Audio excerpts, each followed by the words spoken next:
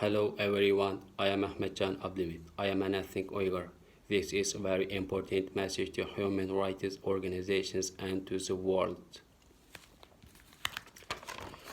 My mother, Hajar Gulnur, 54 years old.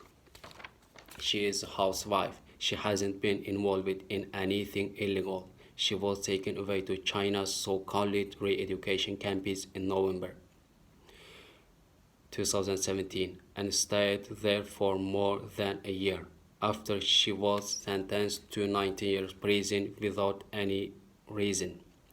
She is now imprisoned in Shiko City in Xinjiang.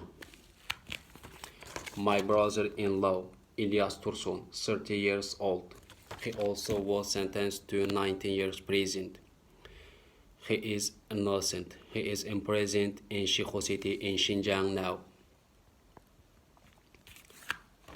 My father, Abdulmit Imin, also is totally innocent, but from the beginning of 2017, Chinese police had been harassing him, and in May 2017, he was taken away to China's concentration camps. After 3 months, because of his poor health, he came back home, but no, I don't know his current situation, whether he's alive, safe, or in danger. My brother Abdelkhat Abdelmit, 34 years old. Because he sent me money for my studies, he is also detained in Chinese concentration camp in May 2017.